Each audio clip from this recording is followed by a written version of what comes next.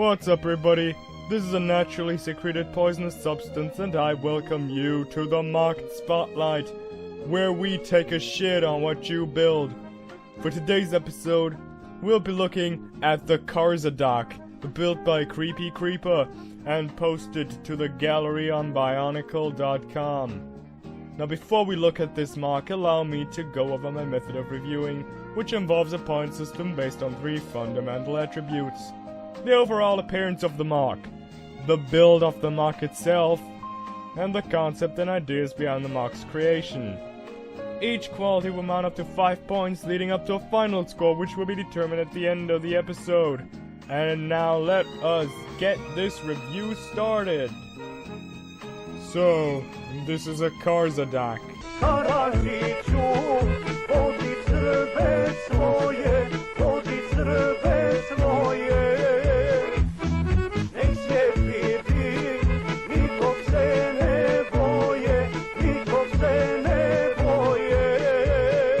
I said Karzadak, not Karzadak. Well, this seems different from the usual human M.O.C.s we have.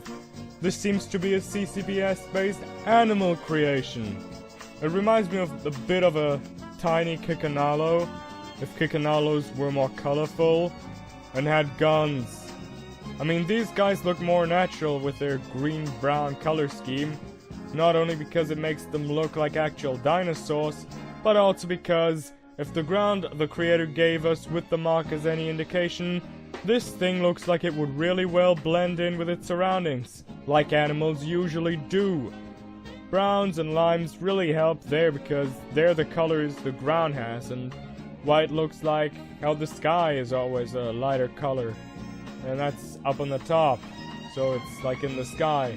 And in the general design department, this M.O.C. really looks like some bionicle-ish robo-dino we all wanted, but never really got. Thanks, Lego. We could have had dinosaurs in 2010, but you had to cancel it.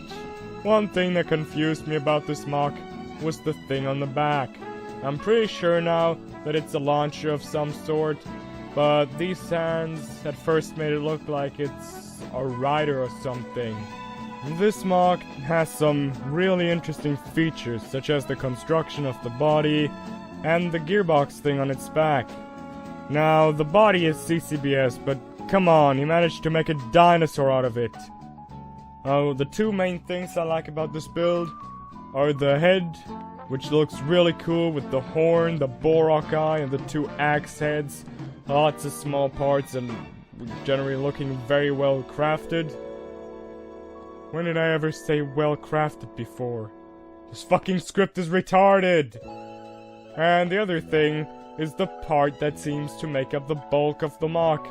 This gearbox with an integrated stud launcher. This also makes clever use of the 2015 gearbox part. But I don't know if shooting still works like this. Also, big minus for this. Cheeky guy thinking I wouldn't see the transparent bricks. You thought wrong. The creator is using this stack of transparent blocks to hold up the M.O.C.'s torso. This means this M.O.C. is really front heavy because the front legs start in the middle of the gearbox part, leaving the front dangling unsupported. Maybe the weight distribution could have been evened out with more tail, but who knows? Let's look at the concept. Now, the concept is actually a nice bit of backstory for once. We see this person try to fit it in with G2 lore, and I would give this a high score if this wasn't a contest to design something of Okoto and fauna. I mean, I could imagine this. I could see this running around Okoto, frolicking in the fields and eating villagers or whatever these things eat. I mean, do they eat? Their mouths don't move.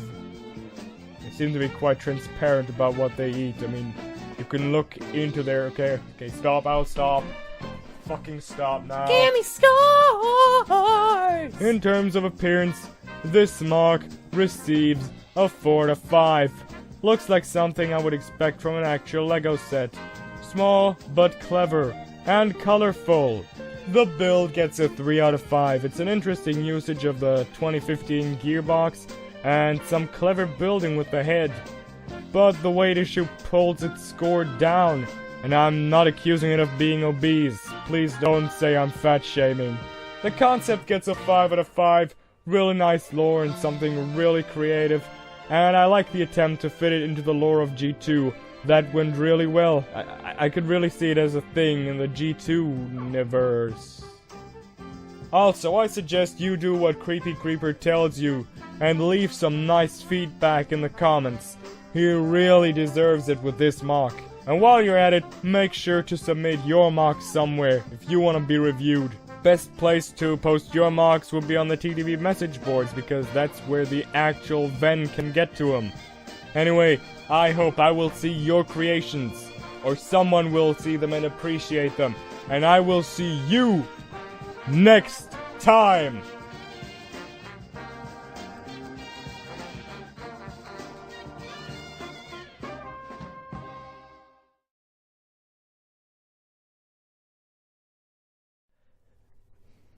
Venom, I'm so glad we might finally get to talk about this. I know you have probably seen it coming a long time. And this is my master plan after all.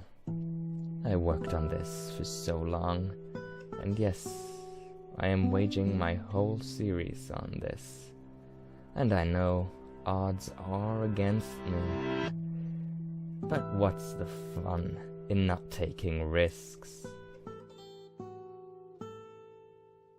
Venom, I challenge you to a mock spotlight showdown.